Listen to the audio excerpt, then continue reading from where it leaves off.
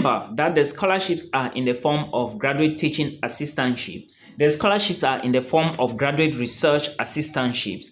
And of course, you are going to be getting what is also called funding opportunities. Hey guys, today's video we are going to be talking about the scholarship series for those of you who want to study in the United States of America. And if you also want to study on a fully funded scholarship, then there is a university here, and I'm going to be talking based on what is on the school website. So I want to let you know that this is the time.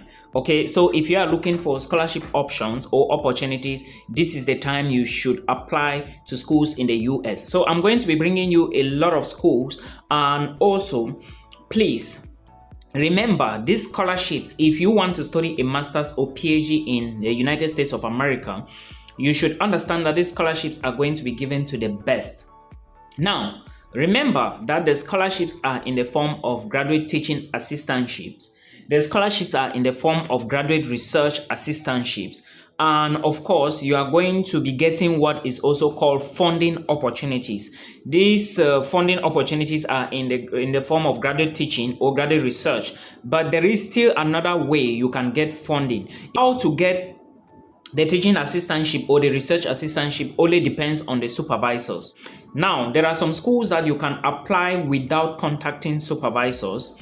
You just go to the school websites and you apply, and they are going to make decisions based on how many students they have, their qualifications, and of course, who is qualified. In other schools, you have to contact supervisors. Okay, and I think contacting supervisors is usually the best way. But these schools, when you contact supervisors or when you are trying to contact supervisors, it is sometimes usually like failing because most supervisors don't respond. Sometimes the emails you send do not correspond because some students don't know how to email people. Okay, if you write your email anyhow, supervisors are not going to respond. So I'm going to be talking to you now on, there is a school which do not accept let me say graduate records examination, the GRE scores. Then they also do not accept GMAT. But some specific programs may require this exam. So it is now your turn to take a look at the programs that require the exam, or just go through the school website. Then you check which program actually does not require the GRE or the GMAT. Then you start the application. If you are new to my channel, my name is Milton. Thank you so much for stopping by today. Like I said, the first thing you need to know about this school is I'm looking at my Jota. Okay, they accept HND. Now, remember in most of my videos, I always say that if you have HND, especially from Nigeria, you should do WET evaluation. The evaluation you are doing is course by course evaluation. But now, this particular school I'm going to talk about, they don't require you to do WET evaluation, and they equally accept a GPA of 2.75 over 4, okay, for admissions, which means that if you have 2.75 on 4, you are going to be accepted.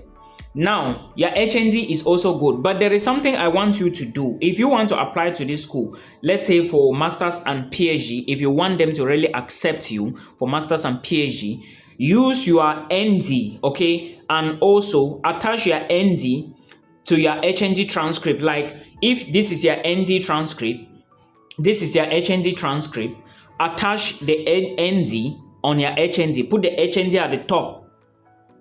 You merge them, all right? There is something called merging. You merge them on the merging website. There are various softwares you can use to merge documents together. Attach them together before you apply. Make them as a single file, because you can still evaluate your results, but they do not need it.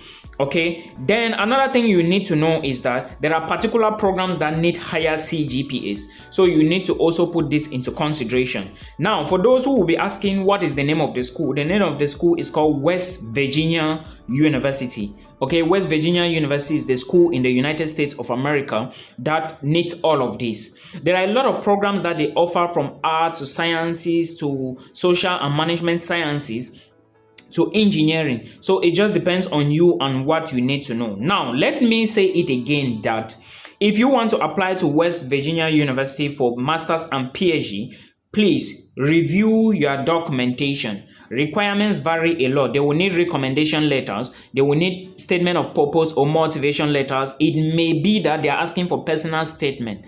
Remember, personal statement and statement of purpose and personal statement are two different documents. They are not the same. Personal is more of your personal life experiences or personal or life experiences, while linking it now to your statement of purpose. You understand?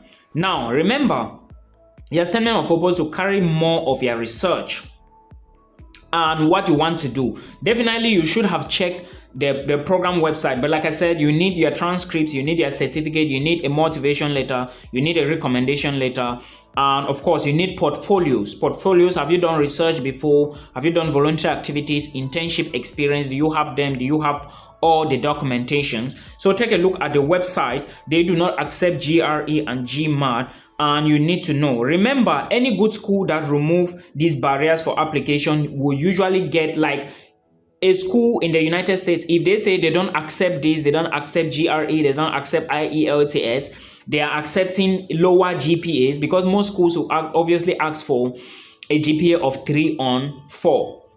But these people, they are asking for 2.75.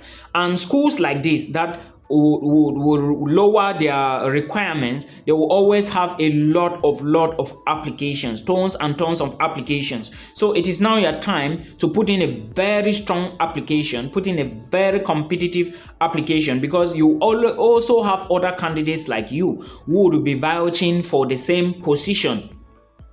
And in this case, do not be surprised that somebody that has a GPA of 2.75 or maybe 2.76 can go in, and somebody that has a GPA of 3.5 may not go in. It depends on how you put in your application. Applications to graduate school is usually very competitive. Also remember that most graduate school application, when it comes to PhD, if you apply for PhD and you don't get admissions, it will be hard for them to give you an offer, all right, like accept you to come for the PhD if they are not going to fund you. After looking at all of this, there is one thing you need to do. What is that one thing? You will now need to think, is my application powerful? Is it stronger? If you have all the documents that they are asking, let's say if your GPA is more than this, and you have your IELTS academic, and you have your GRE, of course, you now need to add them to your application. You now stand a very good chance. Though they don't want it, but upload it if you have it. If you have your West evaluation done, upload it if you have it. Now, there is something. It's either you look at the requirements and go straight away and start your application, or you contact their supervisors. Remember, contacting supervisors and make them know you.